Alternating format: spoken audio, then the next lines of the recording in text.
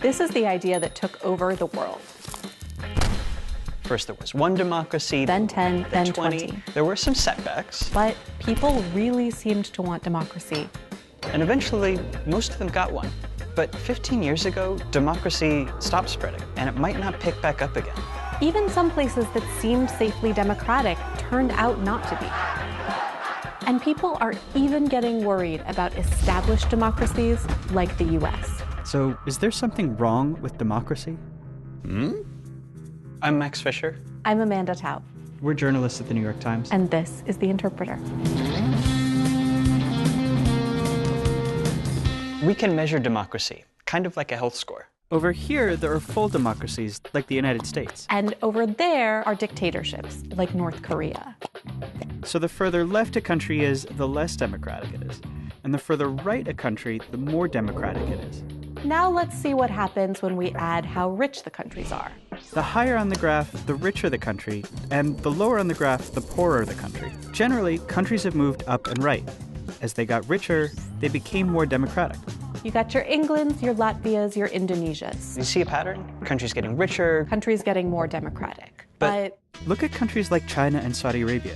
They got richer, but never got more democratic. look at Russia and Venezuela. They got democratic, but then backslid, which wasn't supposed to happen. So what's going on?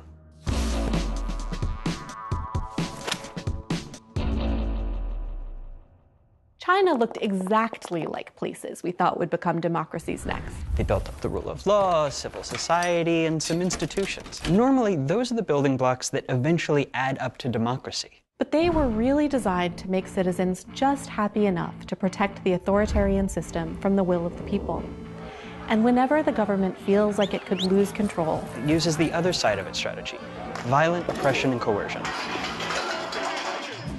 We are seeing this in more places where dictators are learning how to stop democracy from forming. and at the same time, some elected leaders are developing their own playbook for pulling democratic systems down from within. A handful of seemingly established democracies are sliding back towards dictatorship.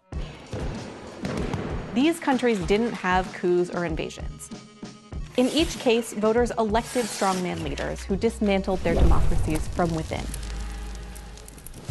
Venezuela had been democratic for 40 years. Then Hugo Chavez rose on a message that only he spoke for the people. Y si ellos no lo respetan, nosotros haremos que se respete.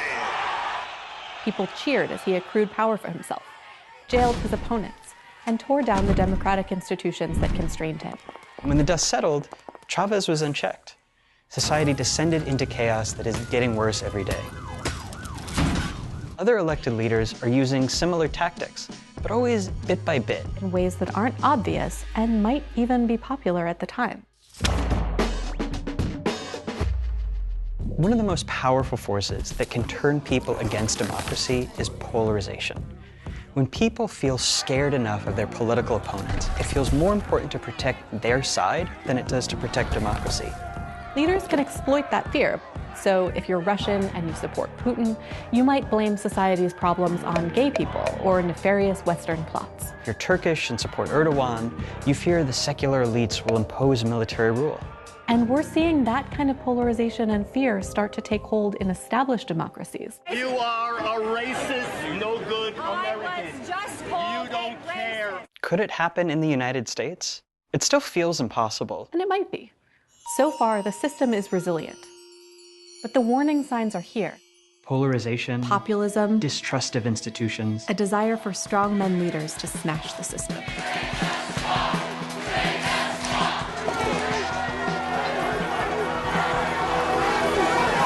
These things don't necessarily mean that democracy is doomed, but they show that in times of social stress, even a free people can dismantle their own democracy without realizing they're doing it. Democracy is still a pretty new system of government.